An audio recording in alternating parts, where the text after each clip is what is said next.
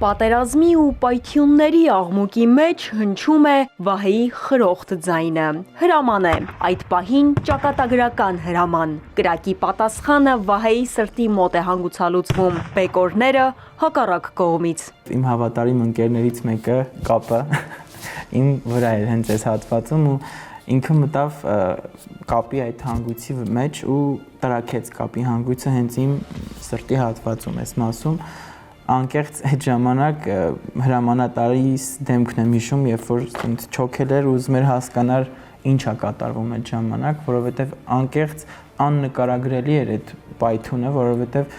փաստորեն եթե այդ կապը չլիներ, սա պարզապես ինձ կվնասեր ու մնաց հուշ։ Միշտ խոսում ենք, ասում ենք, որ այս հատվածը ոնց որ հենց սիրտ լինի, ասենց մեկնաբանում ենք հենց այդպես։ Պատերազմի օրերը նկարների ալբոմում է հավաքել։ Ամեն նկարի հետ հիշում է ընկերներին, բանակային կյանքը։ Սեպտեմբերի 27-ից նոյեմբերի 9-ը Վահեն մի քանի ծնունդ է նշում, այսպես ասած վերածնունդները։ Առաջին ճակատագրական զարկը սեպտեմբերի 28-ին է եղել։ Թշնամու կրակի բեկորները պարզապես Աստծո հրաշքով են շրջանցել նրան։ Երկրորդ ծնունդս, այսպես ասած, մորս ծնունդի օրն է հենց իրականում, երբ ընկերոջս զանգեցի Աբրահամին ստեղ ու ասացի, որ իմ փոխարեն մամային ծաղիկներ տանի իր տարեդարձի կապակցությամբ, քանի որ քույրս էլ արտերկրում էր այդ ժամանակ։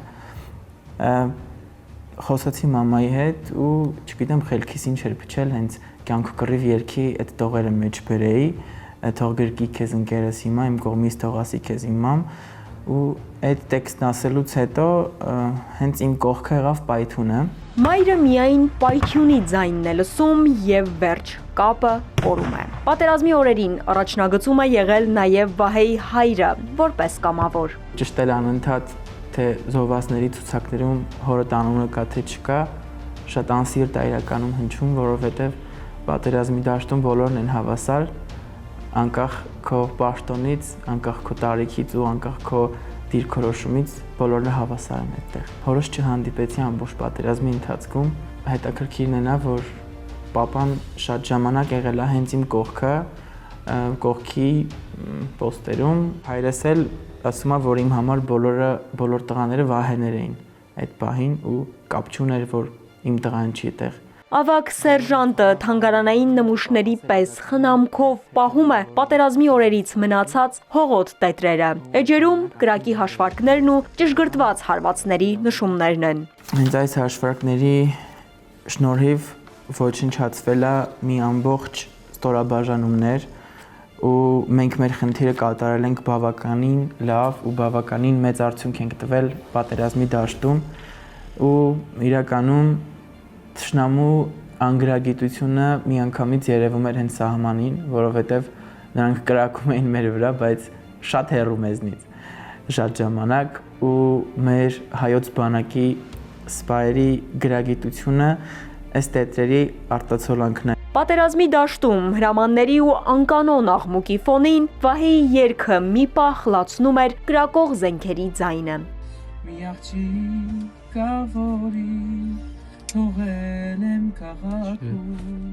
ու հիմա իմ սիրտն է կրակում։